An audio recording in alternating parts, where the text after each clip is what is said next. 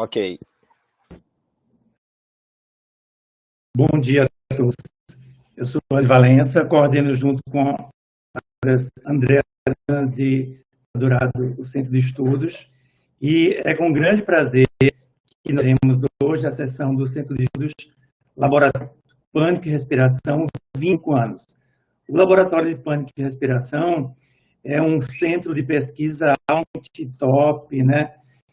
Com grandes pesquisadores, uma imensa produção de artigos, pesquisas, formação de alunos de mestrado e doutorado, né, do qual eu já tive a honra de participar.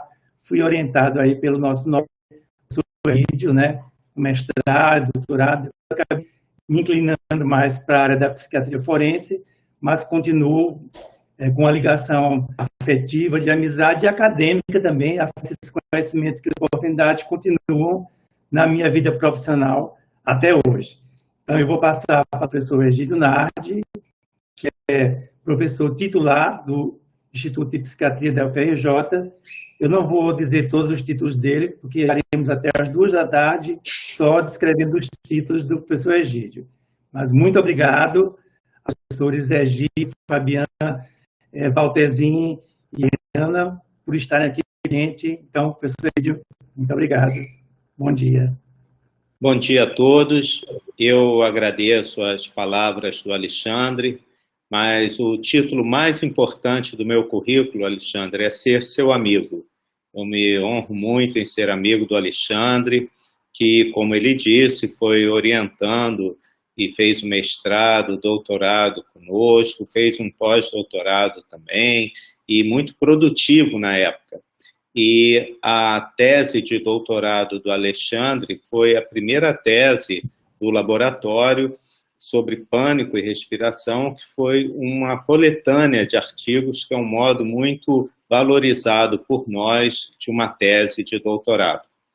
E como nós desejamos, é o ideal, sempre o aluno que termina o doutorado deve seguir o seu caminho, seguir o seu laboratório. O Alexandre nos orgulha muito como professor tanto da UFRJ quanto da UF, e coordenando aqui o Centro de Estudos junto com a Andréa Deslandes e a Márcia Dourado, e eu quero agradecer aos três essa oportunidade de comemorarmos aqui os 25 anos do Laboratório de Pânico e Respiração. 25 anos, porque essa data, né? Porque fazem 25 anos do nosso primeiro artigo. E um laboratório, um centro de pesquisa, ele só começa a existir quando ele começa a publicar.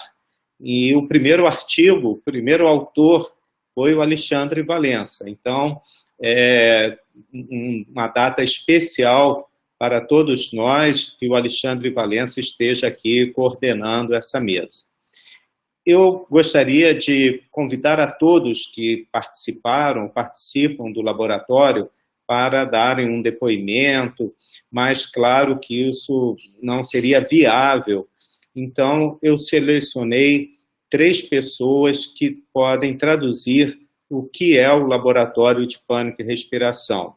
Irão falar aqui o professor Walter Zin, professor emérito da UFRJ, membro da Academia Nacional de Medicina e da Academia Brasileira de Ciências, e que está conosco desde o início do laboratório.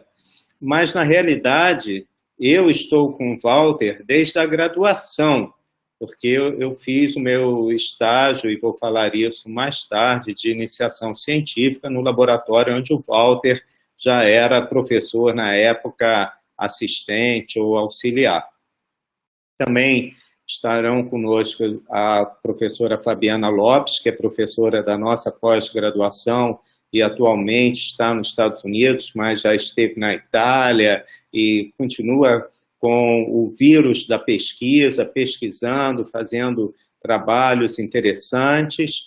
E a Lariana Qualiato, que atualmente é a vice-coordenadora do Laboratório de Pânico e Respiração, tem realizado um trabalho maravilhoso junto à assistência do laboratório, junto à pesquisa, junto às publicações, e poderá dar uma visão atual do encaminhamento do laboratório.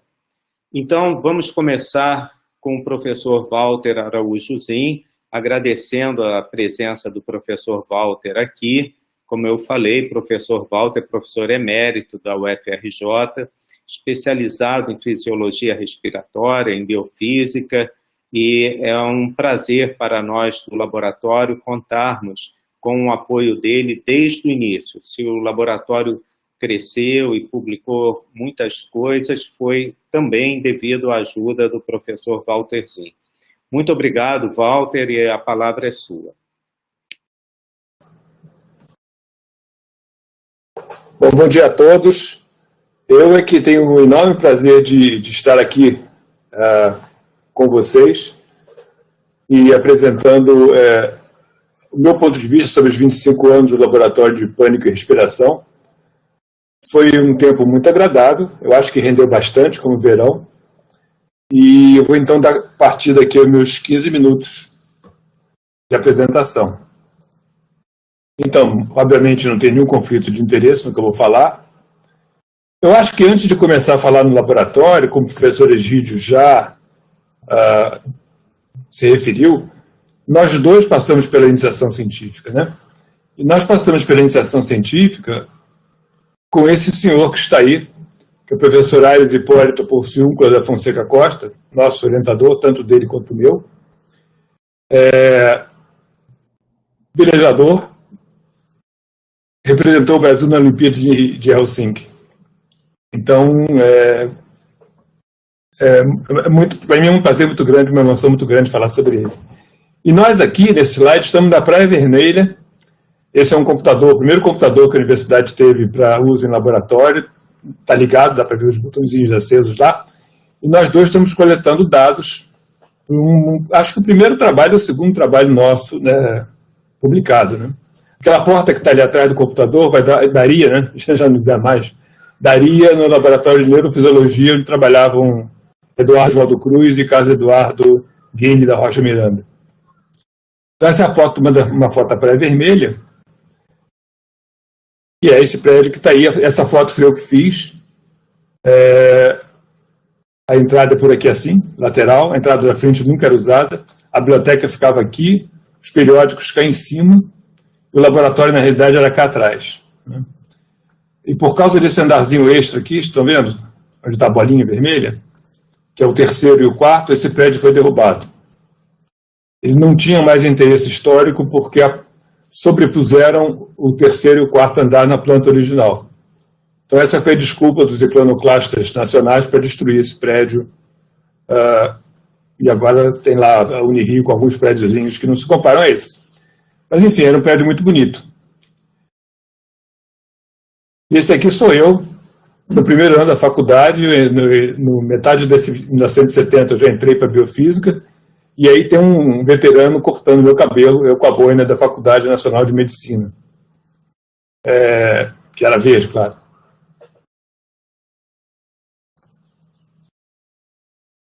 E aqui está o professor Egídio, a bolinha aqui, ó.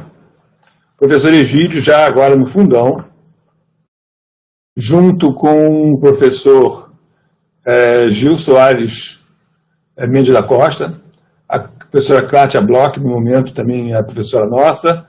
O Pablo trabalhou com o Egídio, mas depois foi para o Paraguai.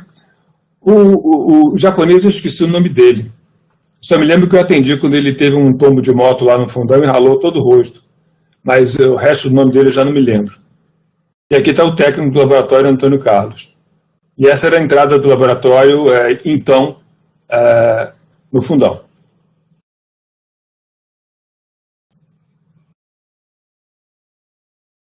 O professor Egídio fez o seu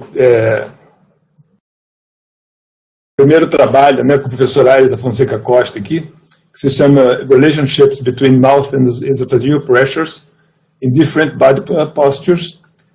E vejam que esse aqui é o que a Mariana Cabo Chabon chamava de câmara de tortura, porque o sujeito entrava aqui dentro, tem uma porta do lado de cá, ele ficava aqui respirando traquitando aqui, e fechado, né?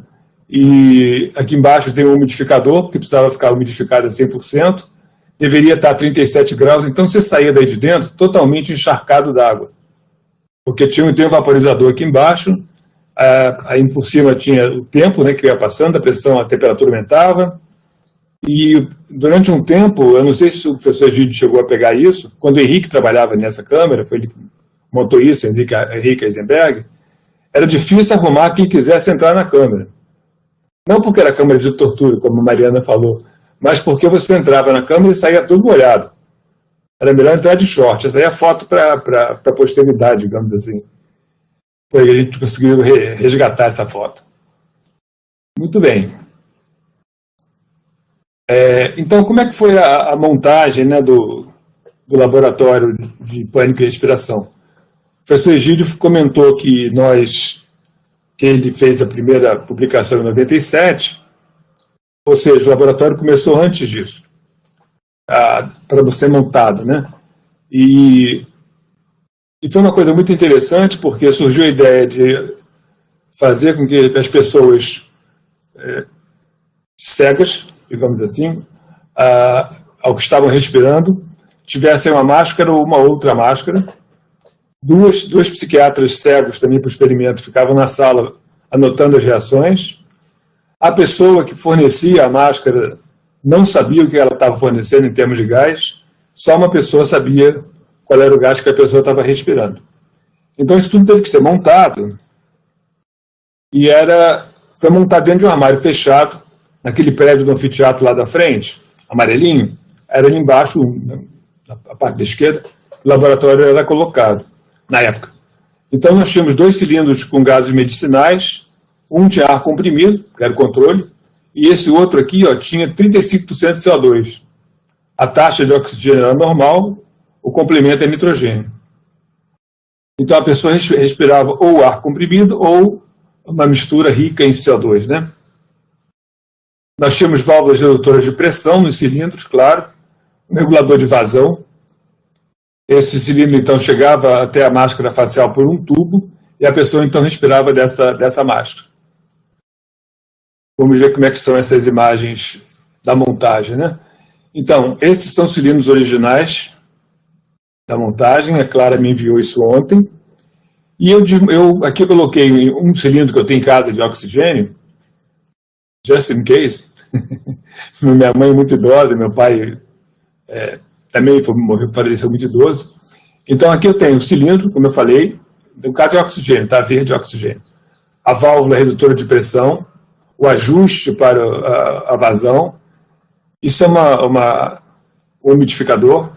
O gás passa aqui dentro, aí passa pelo tubinho, do tubinho vai até a máscara e do lado de cada máscara ficaria então a pessoa respirando. Então o que saía do armário era esse tubinho aqui, E a pessoa que respirava e quem estava administrando o gás não sabia se o cilindro era de ar comprimido, se o cilindro era de CO2. Esse é de CO2, esse é de ar comprimido, pelas cores. Então era completamente cego o experimento, né? Obviamente, os 2 psiquiatras que avaliavam as reações também cegos. Depois a pessoa respondia um questionário e o professor Egídio pode falar melhor sobre isso. Muito bem. Então essa era a montagem, né, que foi feita à época. E dessa montagem e outros aspectos do pânico e respiração, nós tivemos alguma produção científica, eu diria que bastante boa. E já foi citado aqui o primeiro artigo e eu coloquei o primeiro resumo também. Então, o primeiro resumo foi de 1997, daí que o professor Egídio disse que estamos comemorando 25 anos de fundação do laboratório, o artigo está aqui. O autor foi Alexandre Valença, está aqui o professor Nardi, estou eu, Camizão foi meu aluno da faculdade, eu não sei onde é que ele está no momento, e Egídio, eu já não me lembro mais quem são essas outras pessoas, tá? A não ser o professor Versiani, claro. Yasmin, Ivan, Carla Marques. Eu não me lembro. Eu acho que eles não ficaram depois, eu não sei. O artigo então se intitulava Provocação e Bloqueio Medicamentoso de Ataques de Pânico Reduzidos pelo Dióxido de Carbono. Então era testar um medicamento e ver se a pessoa que respirava o CO2 estava insensível, não disparava um ataque de pânico por causa do medicamento, né? Aqui é um pouquinho diferente esse resumo. Bom, então esses são os primeiros resumos em primeiro artigo. E dessa interação minha com o laboratório, e aqui eu falo só dessa produção minha com o laboratório, resultaram 49 artigos plenos, um artigo de revisão, 3 cartas ao editor e 50 resumos.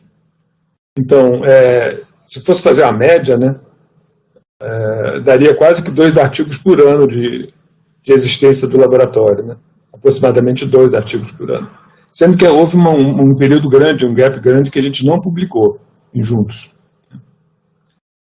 Muito bem, então essa é a produção que tem meu nome dentro de todas as produções do laboratório.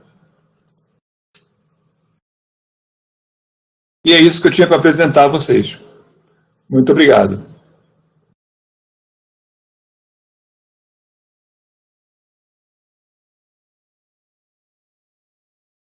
Obrigado, Walter. Realmente muito bom a sua participação no laboratório, essa produção maravilhosa que você apresentou, e creio que vamos publicar ainda mais. Isso foi só o início, agora que nós vamos começar a publicar. 25 anos é o início da publicação. E também ver a foto do professor Aires da Fonseca Costa, nosso querido professor Aires, que nos introduziu na fisiologia respiratória e toda a biofísica, né, que nós mantemos sempre um contato bem próximo a eles. Vamos passar, então, a palavra agora à professora Fabiana Lopes. A professora Fabiana Lopes, ela começou a participar do laboratório também na graduação, e isso vem enfatizar o que a gente sempre propaga, que é importante o aluno na graduação participar de grupos de pesquisa. Depois, Fabiana fez o mestrado, doutorado sanduíche na Itália, pós-doutorado na Itália, e hoje é pesquisadora no National Institute of Mental Health em Washington, está indo para a Brown University também realizar pesquisas, e vem coordenando várias pesquisas em genética e com uma produção científica muito grande. Fabiana, você é uma pessoa importante no nosso laboratório, sempre participou em tudo do laboratório, ficamos muito contentes em mantê-la no laboratório, apesar de você ficar sempre no exterior, mas é a internacionalização do laboratório. Muito obrigado por estar aqui, a palavra é sua.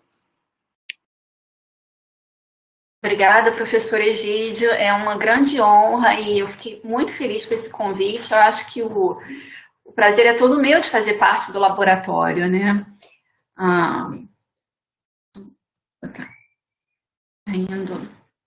Vou passar aqui o próximo slide. Não está indo. Que foi, então. Bom, eu já tenho uma trajetória, como o professor Egídio falou, no laboratório, que começou, eu botei aqui em 1996, mas na verdade começou em 1997, o grupo já estava há alguns anos em andamento, e eu botei aqui, seguindo esse timeline, só alguns marcos que foram importantes na minha carreira ao longo do laboratório, né, que foi o mestrado, doutorado, e a pesquisa que a gente vem realizando mais recentemente, que eu vou me dedicar um pouco mais lá para frente. Bom, então, como eu falei há pouco, né, eu comecei em 1997, auxiliando a professora Isabela Nascimento, que fundou o laboratório, né, junto com o professor Egídio, o professor Valtezin e o professor Alexandre Valença.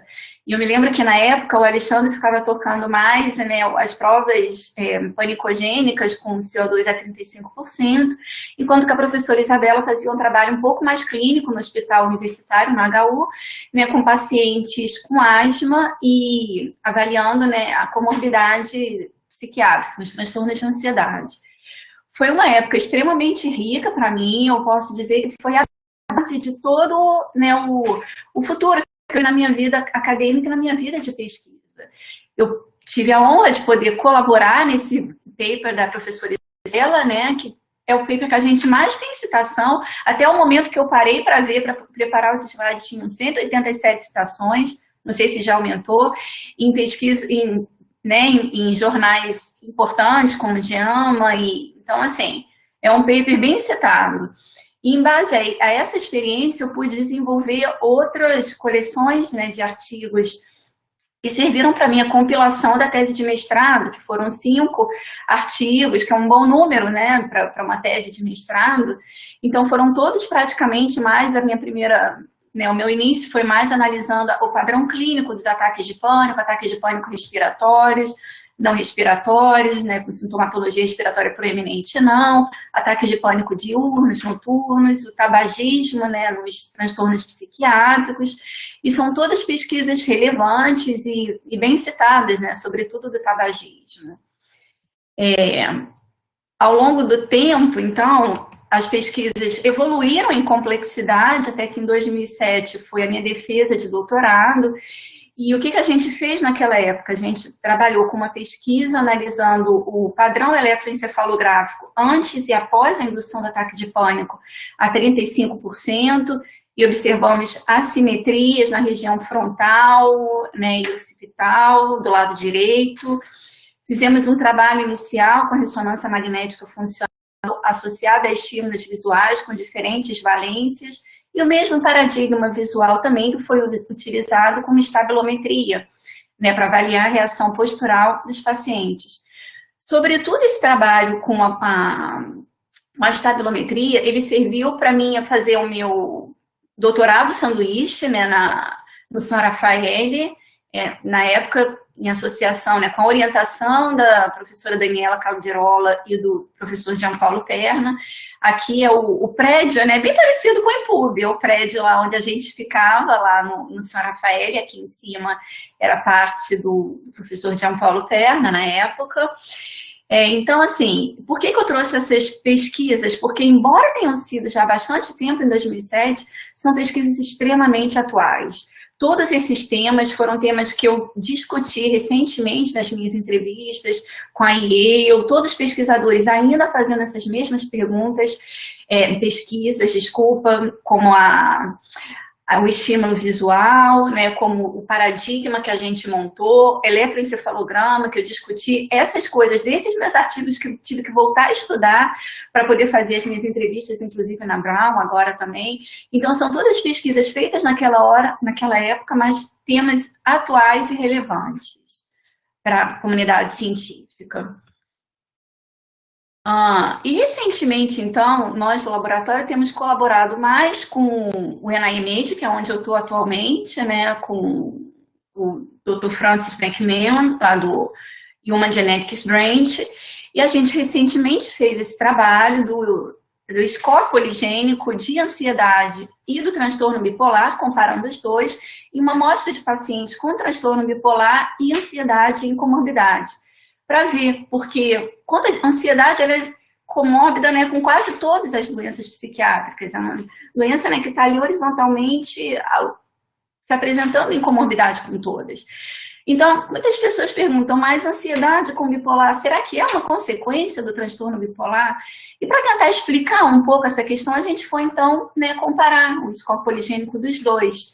E o que nós observamos é que não, para a ansiedade em comorbidade com transtorno bipolar, parece ser mais mesmo o grupo, né, dos alelos de risco de ansiedade que contribuem para essa ansiedade em comorbidade.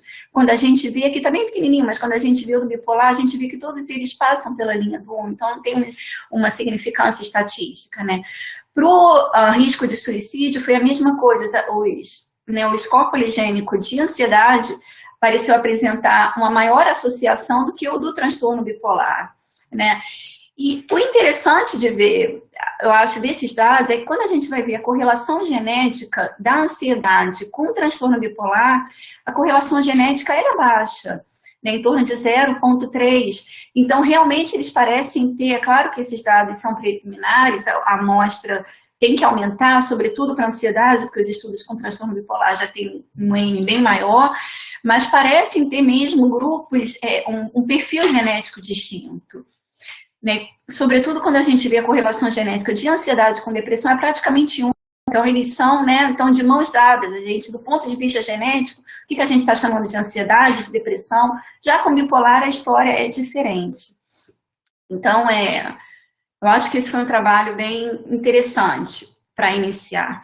E agora eu vou estar me detendo um pouco mais no trabalho que a gente tem desenvolvido com um pouco mais de esforço nos últimos anos, que é um trabalho nosso, do Laboratório de Pânico e Respiração, do IPUB, em colaboração com o Human Genetics Branch do NIMH, né, que é o de transtornos mentais hereditários na comunidade menonita que a gente desenvolve do Brasil, no sul do Brasil, né, o Menopsych. Então, a gente trabalha com essa população isolada. E por que a população isolada? Por que está trabalhando com eles? Né? Aqui a gente vê, um grupo da Bolívia, aqui menonitas já tradicionais. Bom, trabalhar com essa população menonita, primeiro eles têm um ambiente mais homogêneo, né? Eles migram menos e tem uma alta taxa de adesão nos estudos uma vez que eles entram. Né? E a taxa de comorbidade também, com uso e abuso de substâncias, é bem baixa. E, por outro lado, né, a desvantagem é que, em geral, é longe, é difícil de ter acesso a essa população e tem um N menor, né, e oferece menos possibilidade de estar replicando os dados. Só para ilustrar um pouco, então, esse grupo que a gente trabalha, ele está aqui no sul do Brasil, no Rio Grande do Sul, em Curitiba, né, em Vitimarsum, bem na fronteira aqui com o Uruguai, o grupo do Rio Grande do Sul, e eles têm uma história de diversas migrações, né, eles começaram aqui na Holanda, depois ficaram 11 gerações em Gdansk, que atualmente é a Polônia, depois migraram para a Rússia, onde ficaram em torno de 4 a 7 gerações, e após a Revolução Russa, então, migraram para o Canadá e para a América do Sul, né, que é a primeira onda quando eles chegaram aqui no Brasil. E qual a importância dessas migrações, então? Quando tem essas migrações, eles passam por esses gargalos de garrafa, né, onde tem assim, uma diminuição devido a doenças, ou um extermínio da população.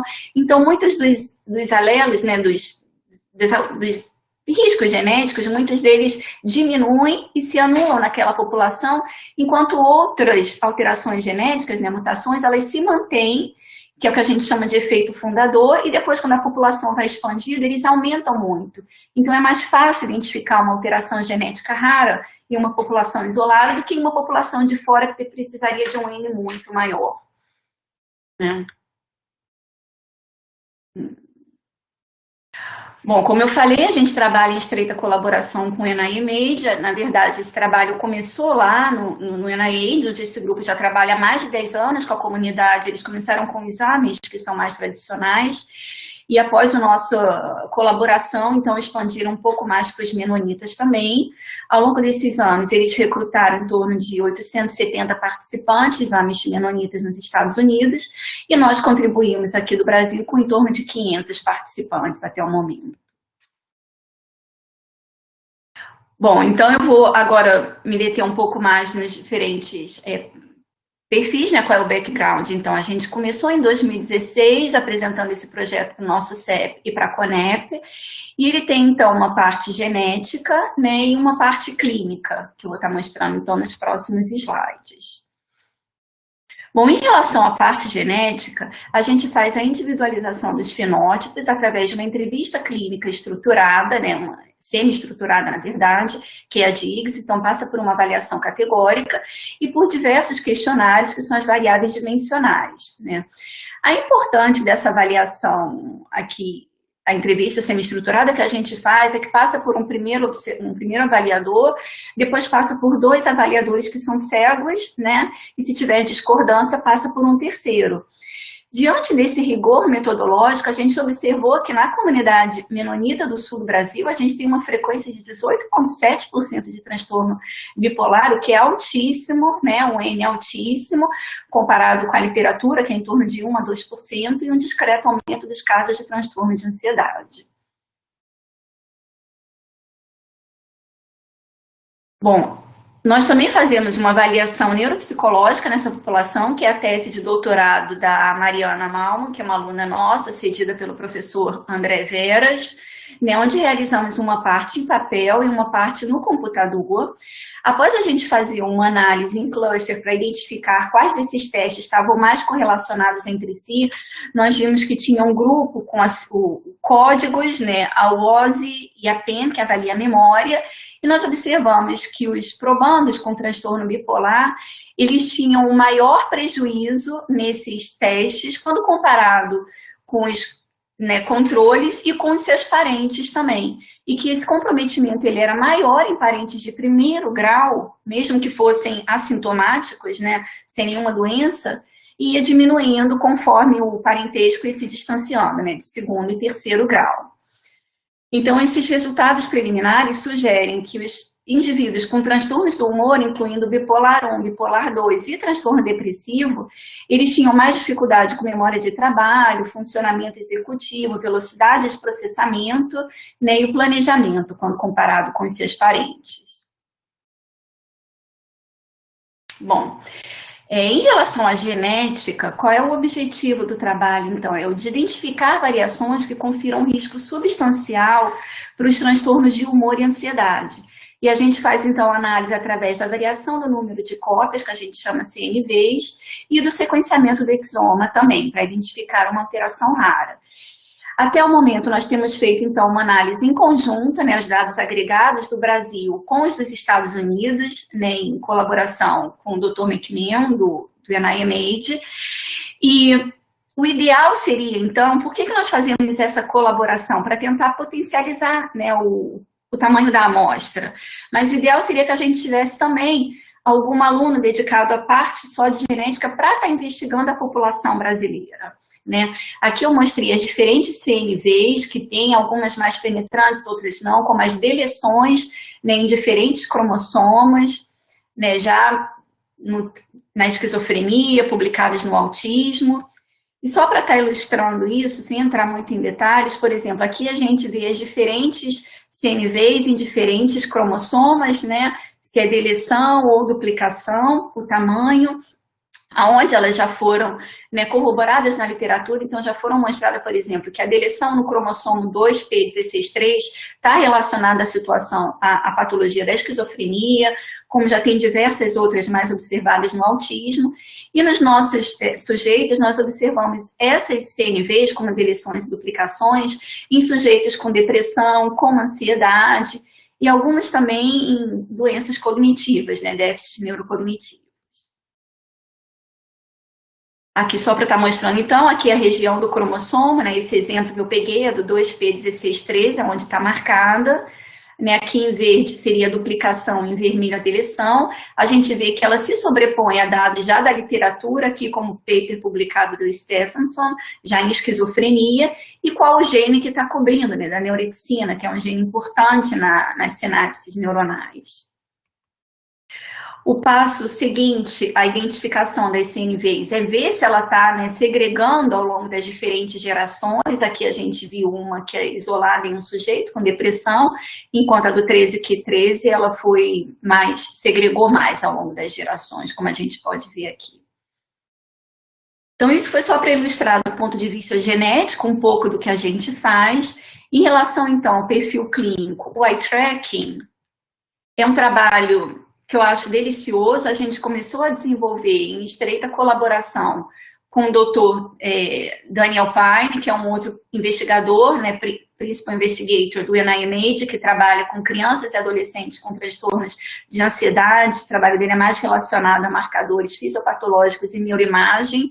Então, a gente começou a desenvolver, o laboratório dele desenvolveu um paradigma visual com diferentes valências, né, emocionais, de desgosto, tristeza, raiva, e a gente ia aplicar isso, então, aqui a gente vê como é o eye tracking, né, diante do computador, nos sujeitos, então, da nossa comunidade menonita, sobretudo após ter sido publicado uma letter na Nature, individuando, então, o eye tracking como endofenótipo já para as crianças com autismo, né, um estudo realizado com gêmeos. Então, esse estudo aqui era bem interessante. Infelizmente, a gente estava pronto, já ia viajar para começar quando veio a pandemia. E terminou ficando um pouco em stand-by até agora, porque a gente ainda não está podendo viajar.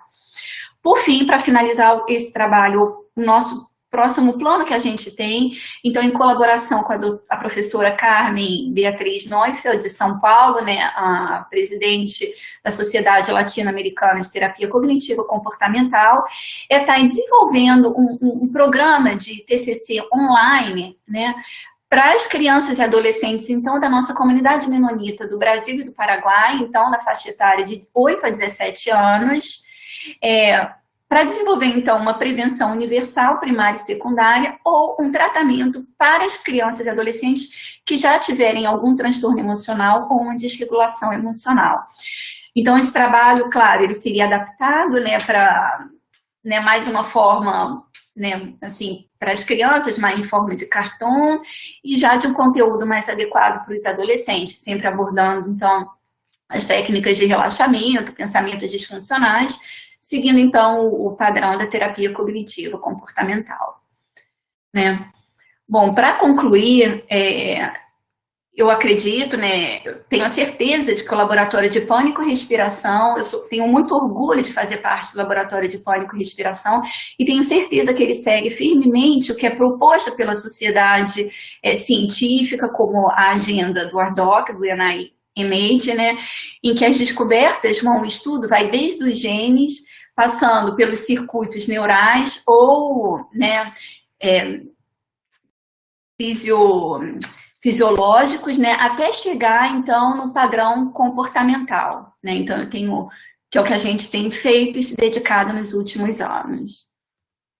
E, para concluir, o meu agradecimento, então, né, a todo o grupo, aos fundadores do laboratório, como o professor Egídio, Walterzin, Alexandre Valença, Isabela, que botaram isso, ao Marco André, que era o braço direito do Alexandre, quando tudo isso começou, Rafael Freire, que chegou em um segundo momento, a todos os que vêm trabalhando no campo, no grupo do Menopsych, e, sobretudo, aos nossos colaboradores internacionais, né, que têm feito esse trabalho possível. Muito obrigada.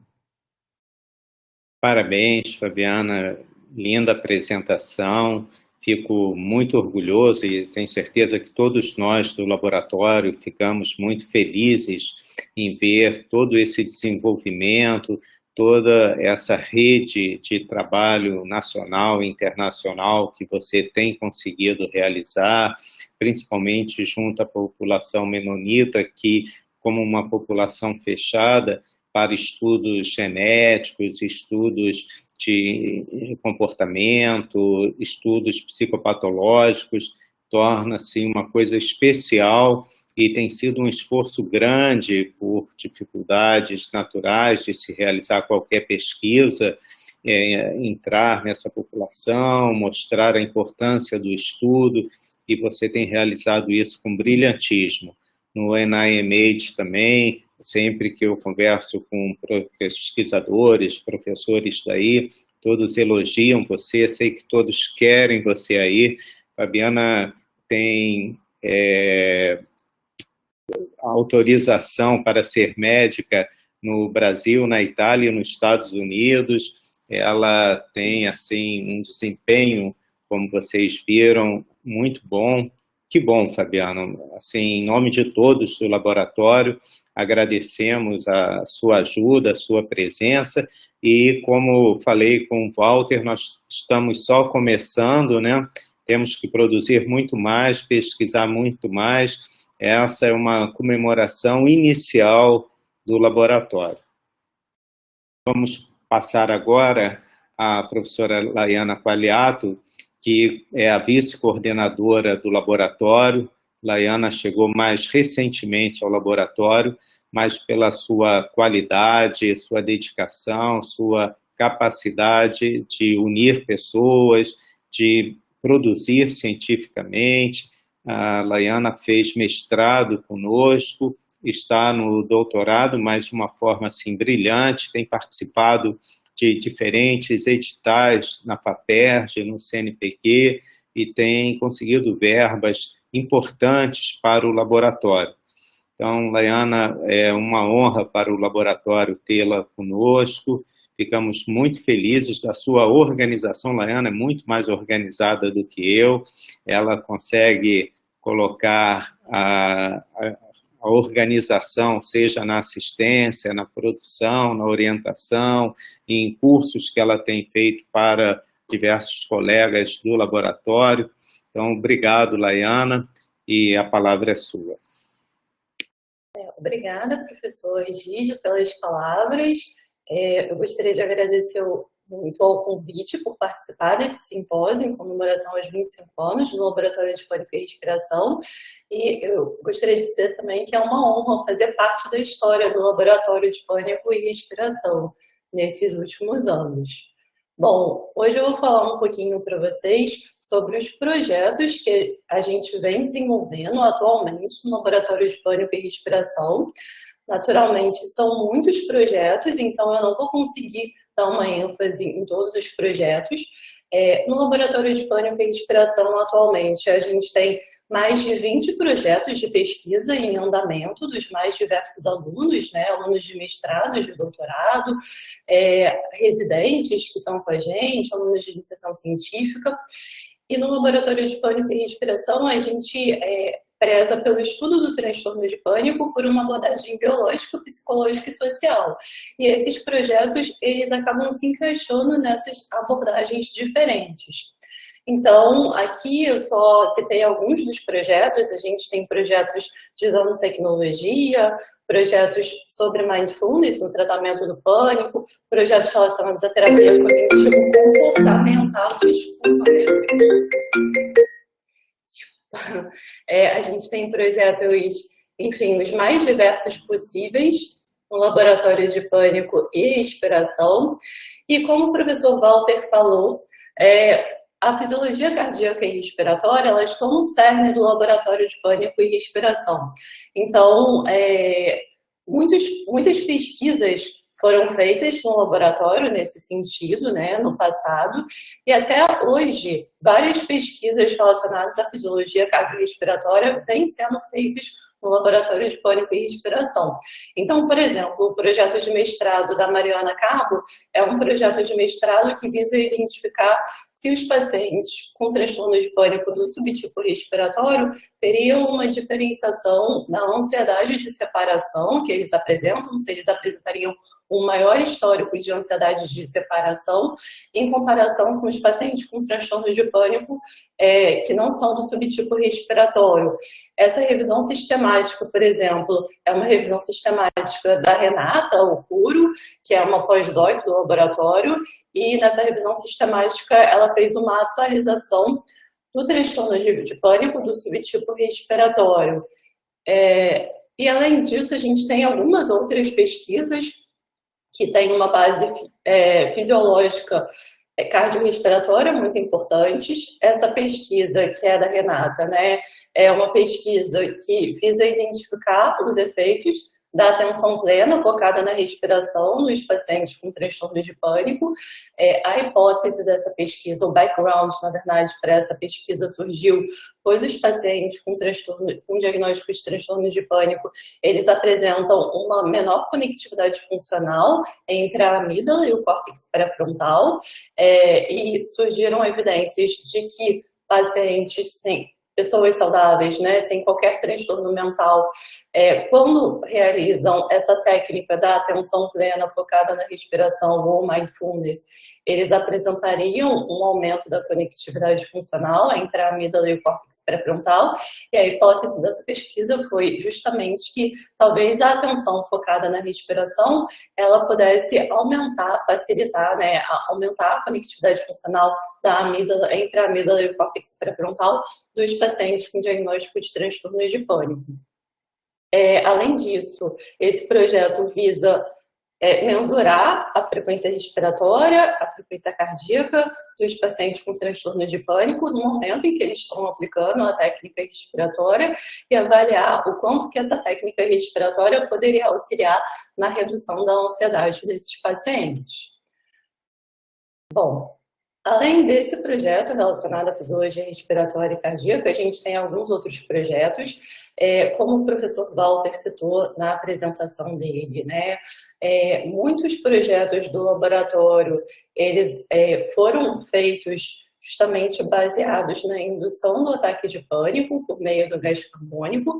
A gente tem um projeto atual que está começando no laboratório, que é um projeto em colaboração com a professora Gargaglione, da Unesp.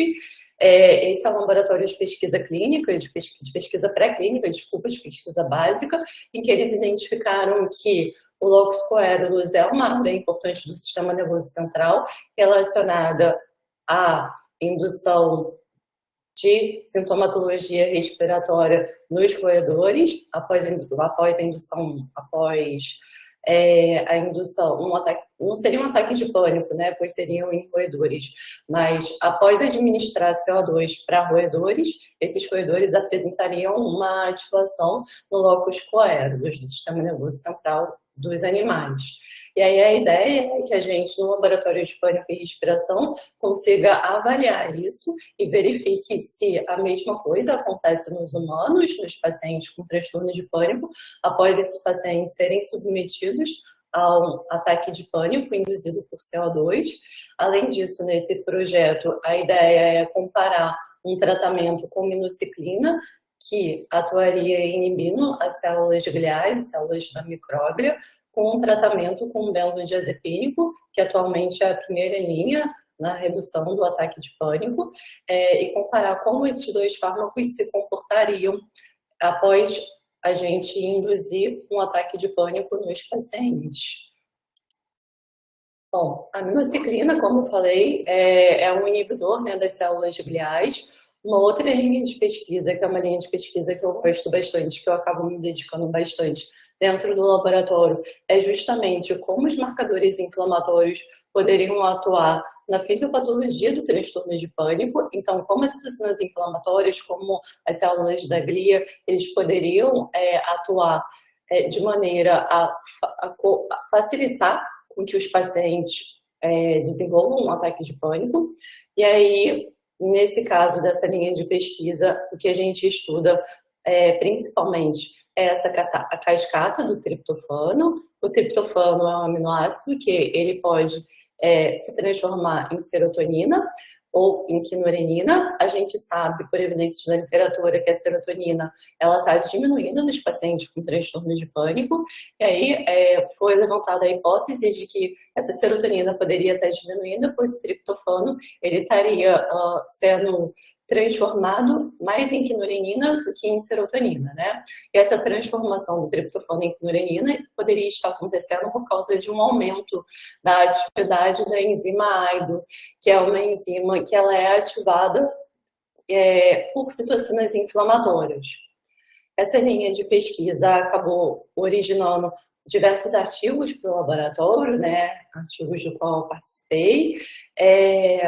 Além disso, esse projeto dos marcadores inflamatórios é um projeto em que a gente faz a coleta de dados por meio da análise de sangue venoso periférico dos pacientes com controle de pânico e de controles saudáveis. A gente tem alguns outros projetos no laboratório que são dessa natureza, em que a gente tem que fazer coleta de sangue venoso periférico ou, enfim, de saliva dos pacientes. Um dos projetos que a gente também tem que fazer a coleta de sangue venoso periférico é o projeto de nanotecnologia. Esse projeto de nanotecnologia é um projeto muito importante do laboratório, né? Foi criada uma rede de nanotecnologia pela FAPERJ e o Laboratório de Pânico e Respiração faz parte dessa rede no tocante de transtornos mentais, né? Então, é uma grande rede de nanotecnologia no estado do Rio de Janeiro, composta por nós do laboratório, por pesquisadores de biofísica e de bioquímica da UFRJ, por pesquisadores da UERJ, da UF, da Fiocruz, e a intenção dessa rede é justamente desenvolver produtos com base na nanotecnologia para melhorar o tratamento ou o diagnóstico dos pacientes. E a gente, no Pânico, né, a nossa intenção nesse projeto é justamente utilizar a metabolômica e, posteriormente, a proteômica para identificar substâncias moleculares no sangue venoso periférico dos pacientes com diagnóstico de pânico e comparar essas substâncias que possivelmente estejam alteradas nos pacientes com diagnóstico de pânico com o que a gente está vendo nos controles saudáveis. E, a partir disso, verificar se existe alguma substância alterada e se isso poderia facilitar tanto o diagnóstico quanto a escolha dos fármacos desses pacientes. Bom, no laboratório de pânico e respiração, né, a gente faz o estudo do transtorno de pânico nas suas variadas linhas. Então, a gente estuda, se debruça muito sobre a psicopatologia dos pacientes com transtorno de pânico. A gente avalia características clínicas dos pacientes com transtorno de pânico. Existe um estudo em particular da aluna Daniele Albani, que está em estágio probatório com a gente nesse momento, que é para buscar, que visa identificar se o transtorno de pânico poderia alterar a cognição dos pacientes. Existe um outro estudo também da aluna Ana Carolina Correia Castro, que está com a gente no laboratório, que visa identificar se a terapia de reposição hormonal pode ocasionar sintomatologia ansiosa. Essa questão da terapia de reposição hormonal podendo ocasionar sintomatologia ansiosa é um estudo bastante interessante, né? Justamente porque pode ajudar a compreender um pouquinho mais sobre a fisiopatologia dos transtornos de ansiedade, né? Entre eles o transtorno de pânico. Além disso, a gente tem diversos estudos com realidade virtual. Um dos estudos que está sendo feito por alunos do laboratório justamente para verificar se a realidade virtual poderia ser um estímulo emocional para os pacientes com transtorno de pânico e agorafobia, se a realidade virtual seria um estímulo tão bom quanto os estímulos que existem na literatura científica atual. Então, a ideia é mostrar, enfim, o filme da realidade virtual como um ambiente estressor e como um ambiente que possa aumentar a fisiologia, aumentar a frequência cardíaca e a frequência respiratória dos pacientes com transtorno de pânico. Um outro projeto também que a gente tem sobre realidade virtual é a utilização da realidade virtual como um tratamento adjuvante a TCC nos pacientes que têm transtorno de pânico e agorafobia. Além disso, né, a gente tem várias pesquisas no laboratório relacionadas a tratamento, não só essas de realidade virtual. A gente tem pesquisas relacionadas à terapia cognitivo-comportamental em grupo, a gente tem pesquisas relacionadas a mindfulness, a gente tem pesquisas associadas à terapia do esquema no tratamento dos pacientes com transtorno de pânico. Então, são vários projetos de tratamentos psicológicos diferentes para os pacientes com transtorno de pânico. A gente também tem várias pesquisas relacionadas ao tratamento para os pacientes com transtorno de pânico que visa identificar a melhor evidência científica para que a gente consiga prescrever uma medicação para esses pacientes, né? Então, a gente tem alguns artigos que mostram que os benzodiazepínicos que não são primeira linha para o transtorno de pânico nos guidelines são um fármaco muito bom para a gente fazer o tratamento dos pacientes, é uma coisa que a gente observa na prática clínica. A gente tem vários artigos que mostram isso, meta-análises, enfim, artigos de revisão sistemática que saíram em vários jornais com fator de impacto alto nos últimos anos, mostrando que os benzodiazepínicos eles são tão eficazes ou até mais eficazes do que os antidepressivos e inibidores seletivos de captação de serotonina, que geralmente são considerados primeira linha de tratamento e que, acerca dos efeitos colaterais, os benzos não causariam, mesmo a longo prazo, grandes efeitos colaterais nos pacientes. Essa daqui é uma foto que a gente tirou, tem poucos integrantes do laboratório, né? Foi uma foto de um congresso, há uns 2 anos atrás, do Congresso Brasileiro de Psiquiatria, com alguns dos integrantes do laboratório. Eu gostaria de agradecer novamente pela oportunidade, pelo convite de estar falando aqui no simpósio e por todo mundo do Laboratório de Pânico e Respiração, né? Que contribui com as pesquisas e que tem tanto interesse em fazer pesquisas nessa linha. Obrigado, professora Laiana. Como vocês puderam notar, a professora Laiana participa de inúmeros projetos, o laboratório tem 20 e poucos projetos em andamento e a professora Laiana ajuda, coordena, orienta todos eles, e isso é muito importante, Laiana. Laiana também, de uma forma modesta, mostrou alguns artigos importantes, mas onde ela é a primeira autora, ela liderou esses artigos publicados em revistas excelentes na área de psiquiatria, com alto fator de impacto, além dos editais que nós ganhamos com a grande ajuda da Laiana, como esse de nanotecnologia, entre outros, na FAPERJ, no CNPq. Laiana também recebeu ano passado um prêmio da Academia Nacional de Medicina pelo trabalho dela na dissertação de mestrado, e esses prêmios da Academia Nacional de Medicina são sempre muito importantes e a gente tem que valorizá-los. Eu vou compartilhar a minha tela, mas já falando a todos que, tanto no Walter, na Fabiana, na Laiana, eu observei algumas fotografias, né, de equipes, de pessoas, e isso é muito importante, nós temos que fazer um arquivo dessas fotografias, eu vou mostrar algumas também, porque o tempo vai passando. Agora é muito mais fácil fazer fotografias, porque nós temos um celular na mão, uma máquina fotográfica e tudo. Mas antes disso era muito mais difícil, e as fotos antigas nós temos que digitalizar e fazer um arquivo para nos lembrar sempre disso. Eu vou falar então um pouquinho da minha história em relação ao Laboratório de Pânico e Respiração, e principalmente agradecer a inúmeras pessoas, começando por agradecer o Centro de Estudos do IPUB, que esse ano está completando 70 anos, e sempre nós apresentamos trabalhos aqui no Centro de Estudos, agora no formato online, mas é sempre um prazer estar no Centro de Estudos. O Centro de Estudos funciona de uma forma regular desde a década de 40, é algo muito importante para o Instituto de Psiquiatria. O Instituto de Psiquiatria, assim como parte do campus da Praia Vermelha, vem sofrendo uma ameaça da própria UFRJ, o que é incrível que pareça, né? Um projeto Viva UFRJ, que deveria se denominar Morre UFRJ, querem vender para o capital uma parte da UFRJ para construírem prédios que dariam algum suporte econômico à UFRJ, mas qualquer economista sabe que esse suporte econômico não será suficiente para o déficit da UFRJ.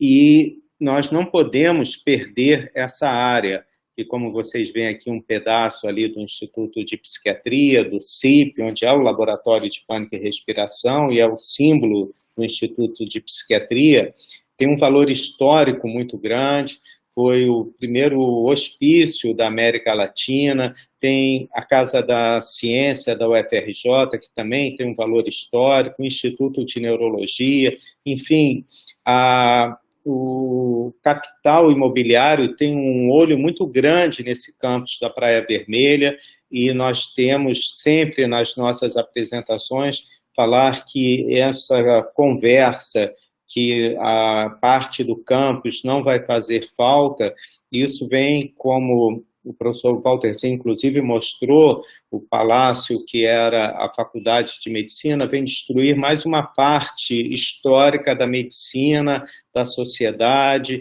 além do que árvores centenárias que existem no Instituto de Psiquiatria.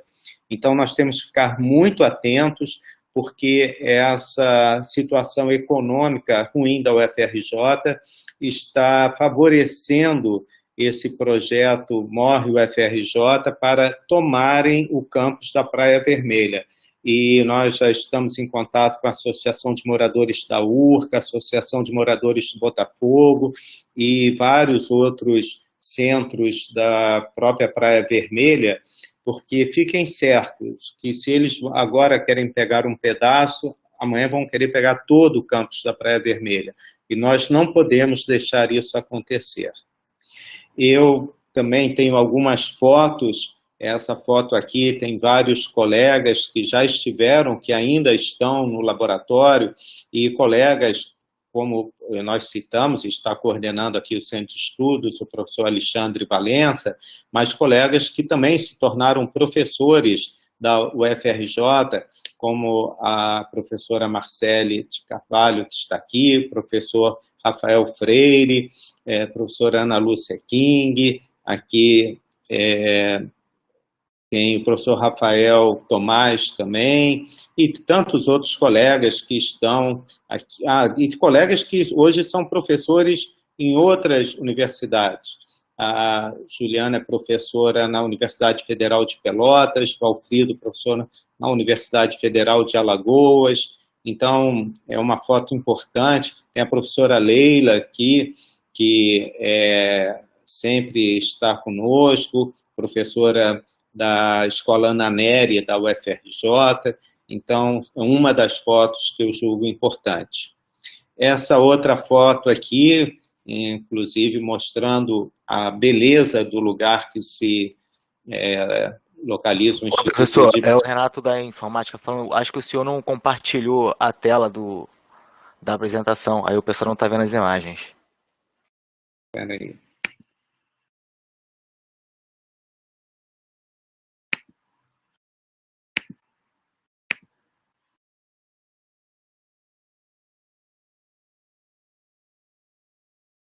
Agora sim, perfeito. Então, voltando aqui para a primeira foto que eu mostrei em relação ao Centro de Estudos, agradecendo e mostrando ali o prédio, que é o símbolo do Instituto, que está ameaçado por esse projeto Viva UFRJ, que é um absurdo que a própria UFRJ compartilhe disso. A reitoria do UFRJ está à frente disso. Aqui a foto que eu mostrei com colegas, uma foto que já tem aproximadamente 10 anos, e diferentes colegas, né, o Alexandre Valença, Rafael Freire, Ana Lúcia King, Rafael Tomás, Valfrido, que hoje está na Federal de Alagoas, a Juliana, que eu falei que está na Federal de Pelotas, e a Michele, que hoje está em Israel, a professora Leila Grivet, da Escola Ana Nery, enfim, vários colegas, Gastão, que fez uma bela tese de doutorado, então, vários colegas aqui, o nosso agradecimento. Essa outra foto, mostrando uma localização privilegiada, e por isso o campus da Praia Vermelha é tão cobiçado, uma foto que também tem vários colegas, inclusive esse grupo aqui mais à esquerda de quem está assistindo, é um grupo de alunos italianos da Universidade de Cagliari, que nós temos um contato bem próximo, estavam nos visitando. Aqui tem uns 8 alunos da Universidade de Cagliari e vários outros professores e alunos, professora Isabela Nascimento aqui, que estavam nessa comemoração e nessa fotografia. Aqui uma fotografia mais recente, também com um número menor de colegas, mas nós vemos a importância de tantas pessoas participarem, atuarem no laboratório e que ajudam o laboratório a crescer, a ter vários projetos. Quero agradecer a alguns professores em especial, né? Primeiro, o professor Donald Klein, que foi quem descreveu na era moderna o transtorno de pânico, e ele teve como original associar a agorafobia e a um tratamento farmacológico eficaz, a imipramina. O professor Donald Klein esteve várias vezes no Brasil, contato muito próximo a mim, ao professor Rafael Freire.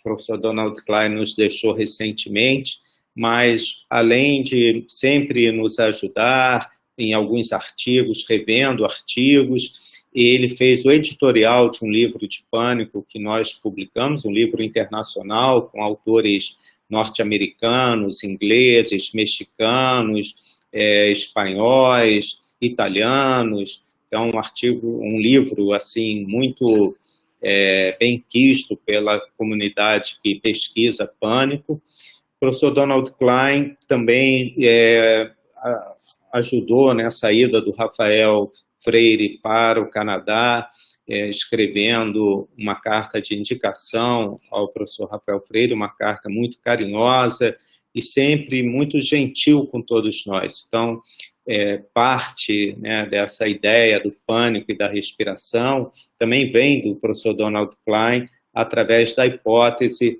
do centro de sufocação, alarme de sufocação, que estaria com algum tipo de distúrbio e provocaria os ataques de pânico. Então, o professor Donald Klein não apenas descreveu a psicopatologia, mas encontrou um tratamento farmacológico adequado e o alarme de falsa sufocação, uma hipótese que ainda hoje permanece, mas, claro, com outras hipóteses também, que até o próprio professor Donald Klein vem trabalhando. Um outro professor importante na criação do Laboratório de Pânico e Respiração foi o professor João Romildo Bueno. O professor João Romildo Bueno foi sempre um incentivador da pesquisa psicofarmacológica, principalmente em relação aos inibidores da MAO e aos benzodiazepínicos. O professor João Romildo Bueno foi professor titular da UFRJ e também, infelizmente, nos deixou, mas sempre incentivou, onde eu sei que em várias ocasiões ele falou, o professor João Romildo Bueno participava muito da Associação Brasileira de Psiquiatria, ele sempre falava do Laboratório de Pânico e Respiração, era um garoto propaganda do nosso laboratório. Em especial, quero agradecer ao professor Márcio Versiani, que foi meu orientador de mestrado e doutorado, que infelizmente também não está mais conosco.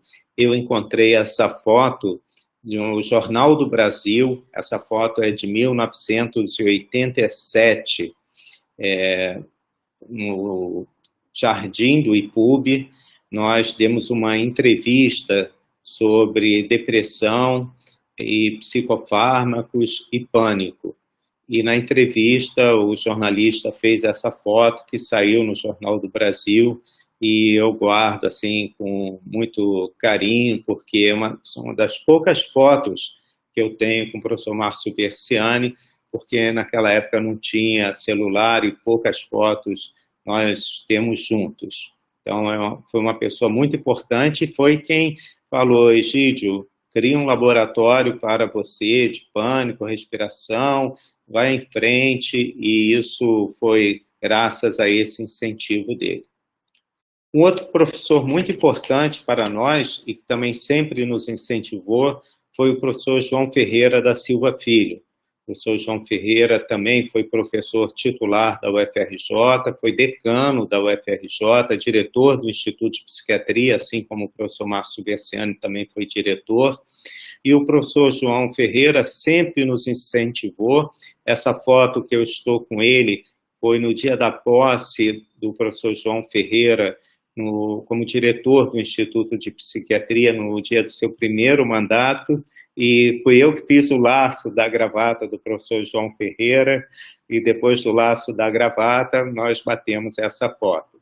O professor João Ferreira também teve uma participação importante no laboratório, porque a primeira verba que o laboratório ganhou, a verba do CNPq, quem assinou foi o professor João Ferreira, e ele mostrou extrema alegria com isso, ficou muito entusiasmado que nós estávamos conseguindo verbas para pesquisa, verbas para o Instituto de Psiquiatria, e o professor João Ferreira é um professor que todos nós temos um carinho muito grande. E falar um pouco do Instituto de Biofísica, o Walter já mostrou aqui essa capa do primeiro artigo que eu participei em Fisiologia Respiratória, quando ainda aluno da graduação, junto com o professor Aires da Fonseca Costa. O professor Aires era uma pessoa especial e foi ele que me mostrou o mundo da ciência. Quando eu entrei para a Faculdade de Medicina, eu não tinha a menor ideia o que era o mundo da ciência, mas nas aulas, no segundo período do professor Aires da Fonseca Costa, eu me interessei muito pela fisiologia cardiorrespiratória e ele abriu vaga no laboratório para estagiário. Eu me candidatei e ele me apresentou o mundo da pesquisa. Então, eu devo isso ao professor Aires da Fonseca Costa. Essa foto o Walter já mostrou, né? Temos o professor titular de clínica médica, aí, o professor Gil Salles, o Antônio Carlos, sempre muito gentil, técnico do laboratório, a professora Kátia Bloch, que também é professora da UFRJ, o Pablo, que fazia dupla comigo na fisiologia respiratória, foi para o Paraguai, e esse colega de calça jeans, Walter, eu também não sei o nome dele, eu não sei porque ele saiu na foto, eu acho que ele estava passando e saiu na foto. Essa é uma outra foto antiga do Instituto de Biofísica. Temos aqui o professor Gilberto Alves, que foi um professor muito querido de todos nós, sempre foi um incentivador meu, apesar de não pesquisar nada na área, mas, em particular, ele sempre encontrava comigo, na época nós íamos às bibliotecas, saber o que eu estava pesquisando, como estavam indo as publicações, qual era a minha decisão de fazer biofísica ou não, e nós nos reencontramos quando eu me candidatei à Academia Nacional de Medicina, e o professor Gilberto foi um dos grandes incentivadores da minha candidatura, da minha campanha, e participou do comitê de recepção a mim, o que me deixou muito orgulhoso. O professor Antônio Paes de Carvalho, também hoje membro da Academia Nacional de Medicina e da Academia Brasileira de Ciências, uma referência mundial, e sempre tinha um laboratório do lado do professor Aires da Fonseca Costa, que se encontra aqui, e sempre eu estava lá também com o professor Antônio Paes de Carvalho. O primeiro curso de estatística que eu fiz foi um curso de férias com o professor Antônio Paes de Carvalho. Eu estou aqui nessa foto e diversos outros colegas da época da biofísica. Quero agradecer em especial ao professor Walterzinho, professor emérito da UFRJ. Professor Walterzinho é um amigo querido, e a participação dele no laboratório é algo que nos honra, nos ajuda muito e nos deixa muito felizes. Essa foto é o professor Walterzinho recebendo a medalha e o título de professor emérito, que, para nossa alegria, foi no Instituto de Psiquiatria da UFRJ. Então, aumentando esse vínculo do Walter com o Instituto de Psiquiatria. E eu coloquei, Walter, esse artigo aqui, Panic Disorder and Control of Breathing, porque é o nosso artigo, assim, com você, e sobre fisiologia respiratória, e muito citado. Esse é o artigo de fisiologia respiratória e pânico mais citado do nosso grupo. E esse artigo, sem dúvida, deve muito a você. Então, é uma homenagem, um agradecimento a você por tudo que você tem feito pelo laboratório. Esse foi o primeiro artigo, apesar de que o Walter mostrou um artigo anterior, alguns outros também, mas esse que é o artigo de 1996, Transtorno de Pânico e Respiração, uma revisão que o Alexandre Valença realizou, e tem alguns colegas que não estão mais no laboratório, ou não mais nessa parte de pânico, mas que participaram dessa época, desse artigo. Esse foi o primeiríssimo artigo publicado no Jornal Brasileiro de Psiquiatria, mais um artigo pré-internet, pré-digitação de trabalhos. O laboratório, ele já produziu, ao longo desses 25 anos, 16 professores ou assistentes ou associados em várias universidades do Brasil. Nós temos, por exemplo, o André Veras, do Mato Grosso do Sul, o Valfrido e a Verônica, lá em Alagoas, e em tantas outras cidades. Nós já tivemos do laboratório 21 teses de doutorado, nós temos ao todo 23 alunos que defenderam o doutorado, mas não fizeram o pós-doc, alunos com mestrado 12, residentes passaram e tiveram alguma história, publicaram ou participaram de trabalhos também 12. Nós já orientamos 18 alunos de graduação e nós já tivemos, passaram pelo laboratório, ou estão no laboratório, como o Ricardo e outros, alguns assistentes técnicos. A Laiana falou rapidamente de algumas parcerias, eu coloquei aqui algumas, como vocês veem, nós temos parcerias com inúmeras universidades, agora eu poderia colocar aqui também na UFRJ com o Instituto de Química, que no trabalho da nanotecnologia tem sido muito importante, mas com a UERJ, com a USP, tanto de São Paulo quanto de Ribeirão Preto, a Estadual do Mato Grosso do Sul e as federais aí que eu citei, a Fiocruz também, então tem um número enorme, a Universidade Federal Fluminense, um número enorme de universidades que nós temos trabalhado. E também uma série de centros, universidades ou centros de pesquisa internacionais, a Fabiana falou um pouco deles, mas todos esses que estão aqui, claro que eu posso ter me esquecido de um ou outro, nós temos publicações, recebemos professores, recebemos alunos, já mandamos professores e alunos. Hoje, por exemplo, o professor Rafael Freire está na Queen's University, no Canadá, Fabiana no National Institute of Mental Health, a Gisele Dias no King's College, e assim em outros lugares pelo mundo, e trocando experiências, publicações. O laboratório tem sido os trabalhos muito citados, nós estamos aproximadamente, na última vez que eu vi, com quase 14 mil citações, o que dá um fator H para o laboratório como um todo de 51. O artigo que a Fabiana mostrou da Isabela Nascimento, artigo de asma e pânico, realmente foi o artigo mais citado até recentemente do laboratório, mas hoje o artigo mais citado do laboratório é esse artigo de nomofobia, em relação à fobia social, que também é um braço do laboratório, foi uma iniciativa da Ana Lúcia King, que também merece toda a nossa homenagem, que ela, depois do doutorado, no doutorado ela observou que pacientes com pânico criavam uma dependência de celular muito grande, isso chama-se nomofobia, e ela começou a pesquisar nessa área. Hoje tem o grupo DELETE, que é um ramo do Laboratório de Pânico e Respiração, e esse artigo da Ana Lúcia King, hoje é o artigo mais citado entre os artigos do Laboratório de Pânico e Respiração.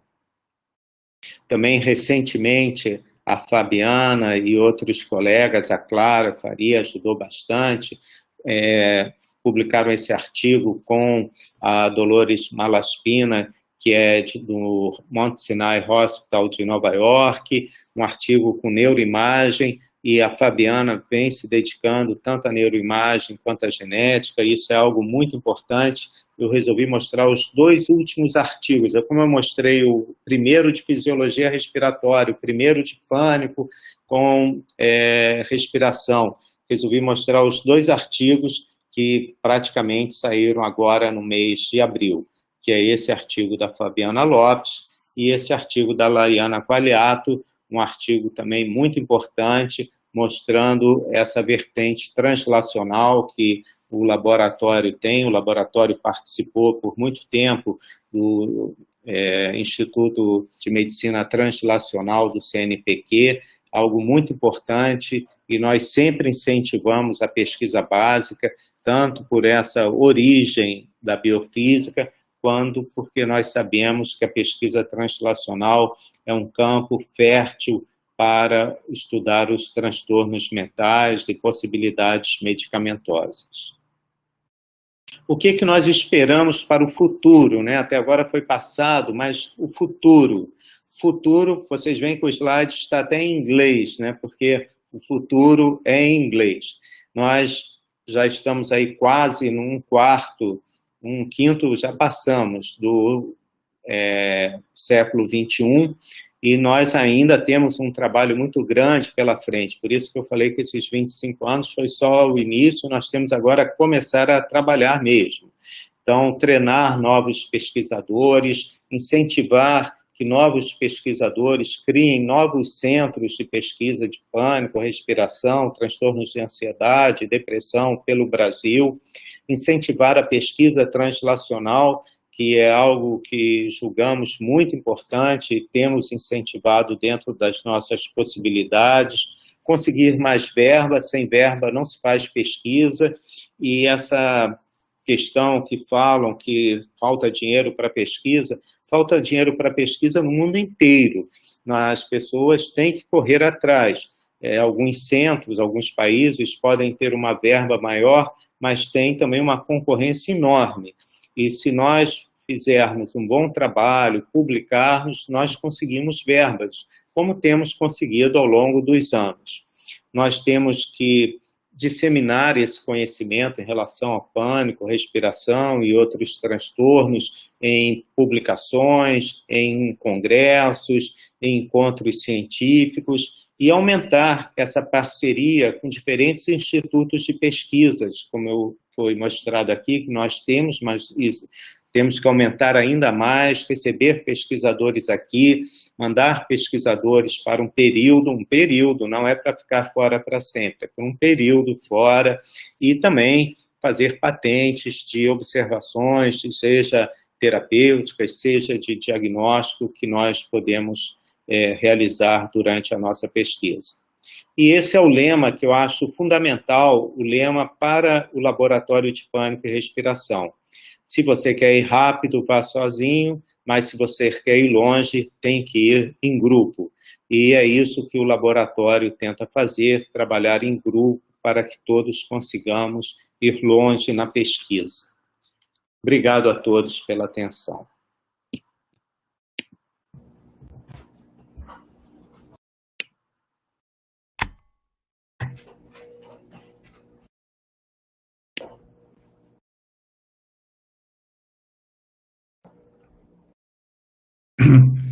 Bem, eu quero agradecer a todos os palestrantes, né? Tivemos uma manhã muito rica de apresentações, mostrando o Laboratório de Pânico e Respiração como centro, né, formador de pesquisas, inúmeros artigos tão importantes sobre temas como depressão, pânico, fatores inflamatórios, marcadores genéticos. Então, assim, é uma formação, uma realização científica quase que infinita, né? Então, só podemos dizer que o Laboratório de Pânico e Respiração é um orgulho da Universidade Federal do Rio de Janeiro, né? Não só do IPUB, mas de toda a Universidade Federal do Rio de Janeiro. Temos aqui muitos elogios, né? A professora Isabela, parabéns ao Laboratório de Pânico e Respiração. A professora Isabela, que também faz parte do laboratório. Carolina Stoffer Barbosa, trajetória muito bacana, obrigado por compartilhar. Ana Macedo, parabéns, doutora Fabiana. Fabiana aqui com muitos elogios também. Ananda Peroso, quantos projetos lindos, muitos parabéns. Carolina Stoffer e Miriam Alice, parabéns. Fátima dos Santos Melo, que alegria ter recomendações, faz parte da sua história, parabéns. Ângela Lopes também parabenizando, né? Enfim, para a gente não ficar sem perguntas, eu gostaria de fazer duas perguntas, né? A professora Fabiana, sobre a importância da psicoterapia cognitivo-comportamental no transtorno de pânico, né? Nós temos muitos alunos de saúde mental, psicólogos, assistentes sociais. Acho que seria bom falar mais um pouco da TCC no pânico. E para a professora Laiana, descrever mais a questão da terapia hormonal como desencadeadora de transtorno de pânico, né? Já que isso é uma preocupação para as mulheres em geral, né? Então, se vocês pudessem falar um pouco mais disso. Obrigado.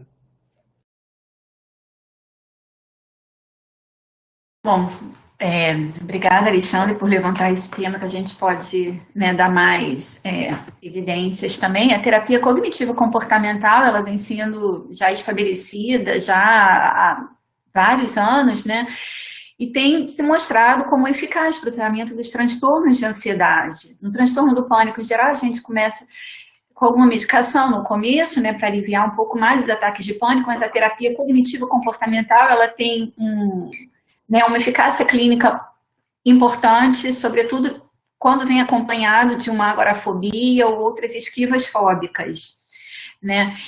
Nesse trabalho que a gente está pensando e está formulando e desenvolver, seria mais no caso da população pediátrica, até porque o acesso à medicação é um pouco mais difícil e complicado, sobretudo no âmbito de pesquisa, né? Então a gente está resolvendo entre quais os tratamentos que a gente poderia oferecer. O da TCC é o que oferece uma base científica com evidências mais robustas. Então, a gente vai desenvolver um protocolo baseado na TCC para, então, um mecanismo de prevenção e tratamento precoce nessa população. Mas eu acho que é isso. Eu respondi a sua pergunta? Respondeu. Obrigado.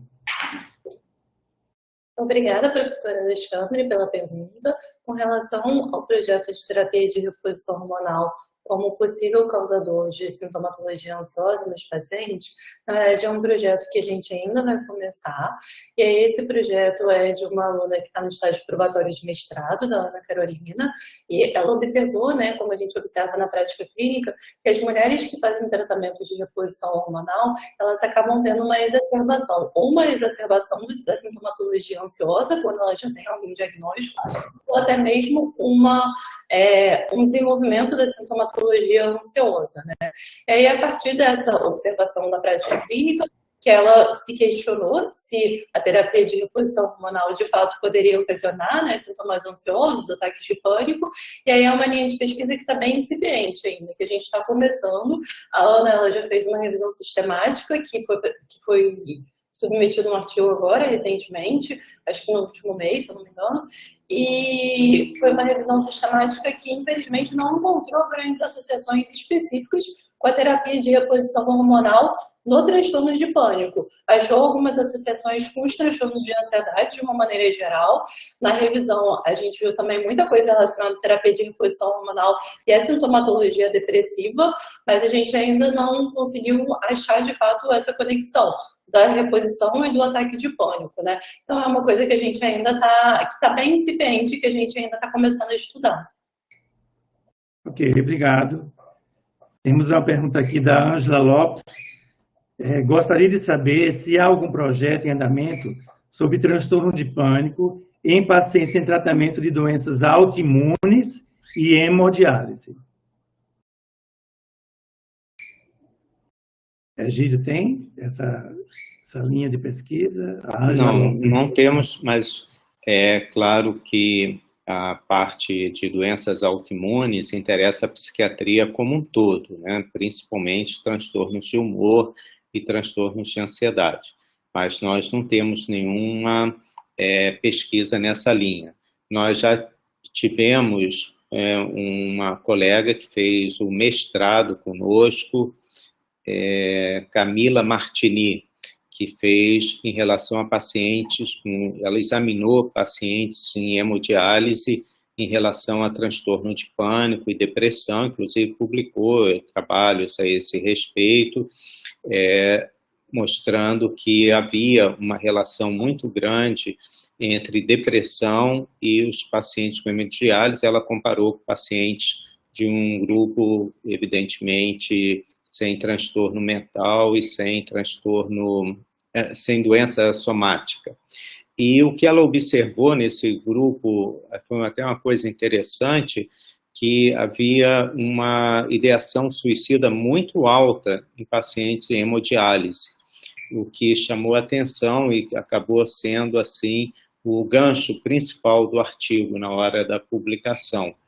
Mas, atualmente, não há nenhum tipo de trabalho, projeto de pesquisa a esse respeito. Ok. A Camila Martini hoje é professora de psicologia em Lyon, na França. Parabéns, Camila. Bom, não temos mais perguntas. Novamente, eu quero agradecer por essa manhã, né, com exposições tão ricas dos professores, né? Parabenizar novamente o Laboratório de Pânico e Respiração pela grande, enfim, produção científica, né? Então, eu declaro encerrada a sessão de hoje.